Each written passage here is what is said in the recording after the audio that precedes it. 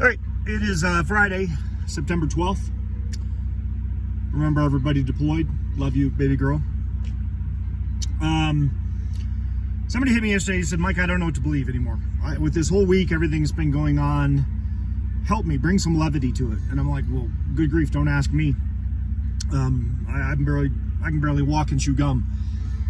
They said, no, seriously, you got to bring a perspective to this thing, because I'm opening up articles, I'm reading stuff, I'm finding that it's not true, it is true. There's a lot of people's opinions out there. What do we do? So I don't know. You got to decipher it for you. And then something happened this morning. It's very interesting. I'm just calling it ironic at this point. I'm going to show you something here in a second that's only going to compound matters worse and at the exact same time validate that you're not the only person sitting out there lost, not knowing what to do because you don't know what to believe. I'll help with that in a second, hopefully. And I want to show you this. So I'm going to show you a picture. I want you guys to look at this. If you can see it, this is James Hetfield from Metallica holding up the American flag. I want you to look at all three pictures, even with the reflection in here. This is Jelly Roll.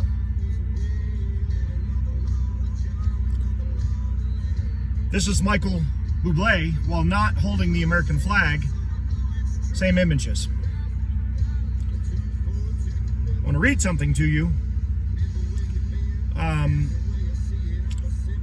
Said, last night in Nashville, James Hetfield delivered a moment so powerful it left an entire stadium breathless. In the middle of his set, just as music thundered and the lights blazed, he suddenly stopped, holding the microphone close. His voice rang out across the crowd, asking everyone to join him in a moment of silence for Charlie Kirk. Can't say that was true or not true. Don't know, wasn't there, didn't research it. I opened up I opened up the story on Jelly Roll. Verbatim, different story, vernacular exactly the same. Opened up the story on Michael Bublé, location and a couple words switched around, but otherwise 98% of it exactly the same. Couldn't tell you if all three of these guys simultaneously at different stadiums in different locations, maybe it was an orchestrated event. Maybe all three of these guys got together and said, here's the script, let's all go say it. Or somebody is just wanting to put out material for the sake of getting views, because that's how you get paid.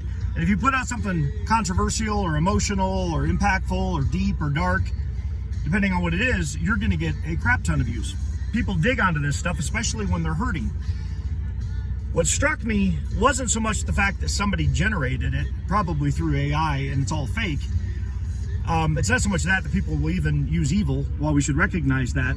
It's the fact that people in the comment section went off the rails on both sides. I mean to the tune of thousands of comments. I read half dozen on each page, and they were basically all the same. If you're on the right side, they're saying, amen, I love Metallica. Oh, Jelly Roll is awesome. Don't know much about Michael Bublé, but thank you for saying it. If you go over to the left, these three guys are known to be, fill in the blank, worst language you could ever read, denigrating all three performers. I'm not sure any of it was even true. I'm not even sure that they had concerts last night, and if they did, I highly doubt that they orchestrated it, but I always give a 2% chance. One, just a common sense out for me to go, there's always a possibility. Line Dumb or Dumber, so what you're saying is there's a chance.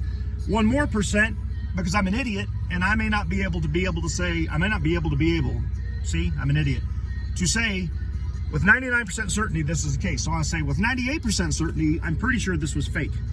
And for those of you out there struggling with knowing what to read, especially on these horrific events that have happened, I just want to be clear, to the best of my ability. I have to dissect them too. I've got to dig into them. That's where we're at now. So when people said AI is going to be amazing, there's elements of it that are absolutely amazing. We're probably going to save a lot of lives through medical procedures with advancement in technology, but you have people out there that will use this in a tragedy, in a moment, to do something. It's kind of like the video I saw yesterday. Again, wasn't sure if it was real, had to dig into it to find out it was, but right after Charlie Kirk was shot, there's a video from a side angle of a dude jumping over the fence, going over and stealing Charlie Kirk hats. And security, well, they should have throttled him, but they didn't. They just kicked him out. At the end of the day, we are in tumultuous times. Evil has gotten a stranglehold, not a foothold, a stranglehold. And dissecting fact from fiction, fiction from nonfiction, truth from non-truths. All of this is going to be much more difficult now because, I don't know, I'm not a big reader.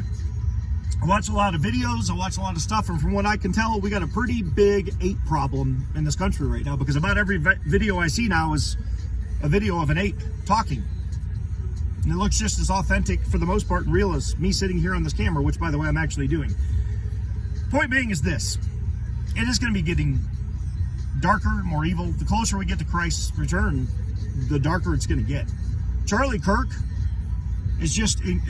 sadly is going to be a stepping stone of series of events that are going to take place, because evil has a stranglehold, and it's just going to keep coming and telling lie after lie after lie. And what I just presented to you, 98% sure, was nothing but a lie, so somebody could get views standing on a man who's not even in the grave yet, using it as a platform. Is that dark and evil? Of course it is. Is it wrong on every level? Of course it is. But they're doing it for a monetary gain, or they're doing it to stir the pot, or both. That's the only conclusion I can come to, because why else would you do it? Why else would you put something out that's clearly, in my opinion, I could be wrong, 2% chance, but I don't think I am, what appears to be a bold-faced lie in a created story, and or could be one true story and it was replicated by AI, by somebody who put it out there at multiple events. I don't know. Point being, it's hard to tell.